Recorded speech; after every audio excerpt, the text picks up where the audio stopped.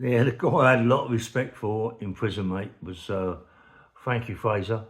I had a lot of respect for him, really, really big respect, because when I see him in Wandsworth, I mean, the screws were all around him. And he was, the guy was 5'8", and he was a handful, mate. He didn't give a monkeys for anybody, and I mean that. He just didn't care. You could be the biggest guy in the world, mate. He wouldn't give a monkeys. He'd put it on you. You know what I mean? And the guy like that, got to give respect to. And the time, the time that I see him walk across the centre in Wandsworth, that was the time I went, yes, this geezer's got it, mate. They're petrified of him, yeah, because there ain't many people that can walk across that centre in Wandsworth. Like maybe Roy Shaw did, Johnny Hannon did, maybe a few others. There wasn't many, mate. I'll tell you that now.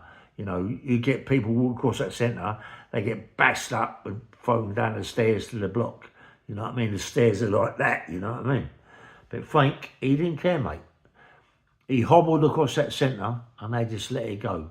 They just turned as if they didn't see him, you know what I mean? And when he come to Chelmsford Prison, and he was 3 cells from me, Frank. I mean, he was old school, where it didn't matter about the cell, what you could put in it. It's what's in it. If he had a table, a chair, a cupboard, and a bed, and a mattress, he's happy.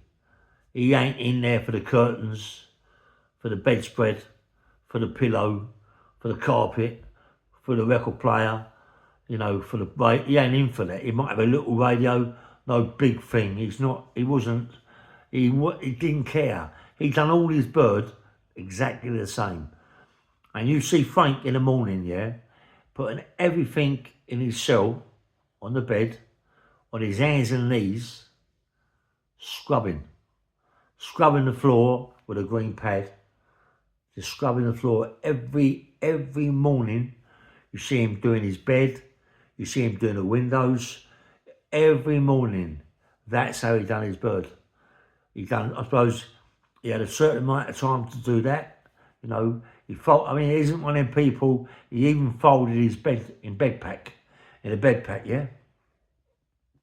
He didn't, blanket, pillow, blanket, sheet, pillow across the top. I mean, he'd done all that, folded the bedspread round.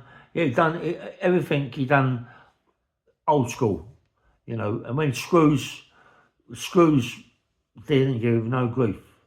They'd never give him no grief. The only bit of grief I see him do was when he come down for food and there's something there that he didn't ask for, yeah? He walked along with his plate and they put something on that plate that they shouldn't have, and he just fucking flung it at the centre in Chelmsford Prison and just turned around and walked away.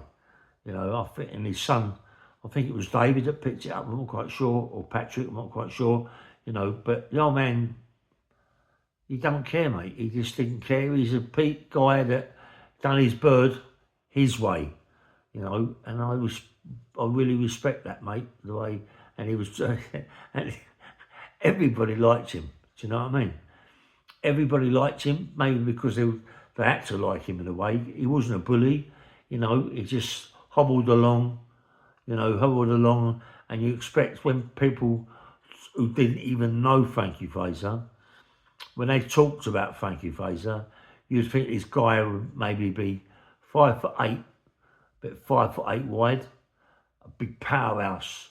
But you look at him, he's not either of that, He's just a normal guy that's got plenty of arsehole, and that's why people always loved him, because he had plenty of arsehole.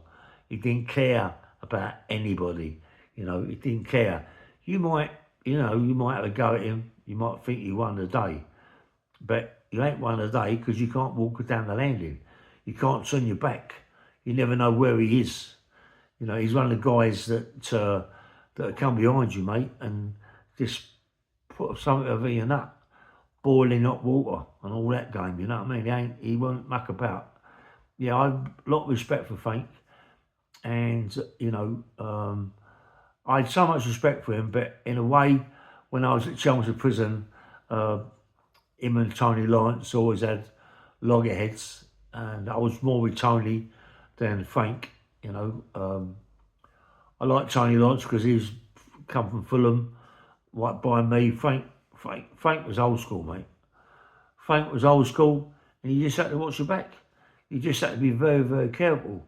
That's why Tony asked me, put me in the frame really, to make sure that he was safe when he was in the shower. He said this like, make sure Fraser can't come in to the recess. And I just told Frank, leave off, mate. You know what I mean? And Frank respect me, mate. He respected me for that. You know what I mean? He was a nice guy, Frank. I remember George Wilkinson, the guy, I was looked after, the guy that they killed in the end of it, at the end of the day. I remember George Wilkinson bumping into Frank, and he looked at Frank with that growling face of his, George Wilkinson, big geezer, you know what I mean? A nutcase, and he just looked at Frank and cried, really, because he realised who he was, and then sort of like cried like wearing a little shell, because he knew that he can't say what he wants to say or do what he wants to do, because he knows the consequences of it. But even outside, do you know what? When I was outside, I was in a club in Paddington. What's it called now? Angelo's. I think it was Angelo's, Queensway. Yeah, Angelo's downstairs, And I went down there. I was with a few people. I went down there, I see Patrick and see David. I think David or Patrick was in there, but Frank was in there as well with a few people. I think he was in there with David, what's his name? Oh, I forget his name, but he's in there with a few faces, And I walked in there, and mate, the whole bill steamed the gaff, They come in, and they sort of like, they was like frightened, around Frank. You could see the fear, more or less straight away. I think it was David. I'm sure it was David or Patrick. I'm not quite sure. Said to one of them, "What's your name?" And they said Fraser. And then they asked Frank, "What's his name?" He said Frank Fraser. They didn't say Fraser. He said Frankie Fraser. And they went, "All right, you can go." And they shit themselves. They shit themselves. Listen, they must know, you know what I mean? The guy is a little man, but heart like a lion. They must have thought, oh, fuck this. What we done here, you know what I mean? No, they've got to let him go.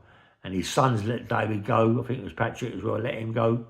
And I went as well. We all went, But they was just raiding for drugs and bits and pieces. But when they got Frank, two of them in the corner, and he was just standing there, and they said, "What's your name?"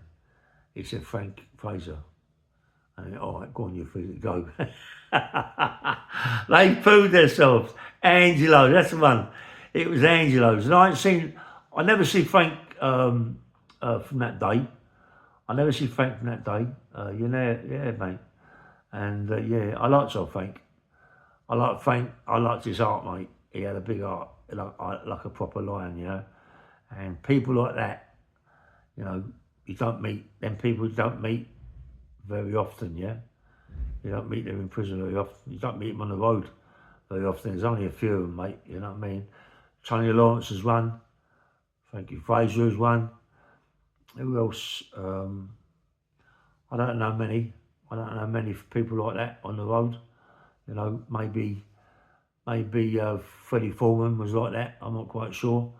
But there's a few people that are proper, If they went in prison, screws are fucking shit scared of them, Really frightened of them, of the consequences. They don't know. You don't know, screws don't know, what's going to happen. You know, you might nick him and think it's all over, and the next day he might come behind you and stab you in the back with something, or boiling hot water, and that's exactly what's going to happen. You know, it would happen. It would happen.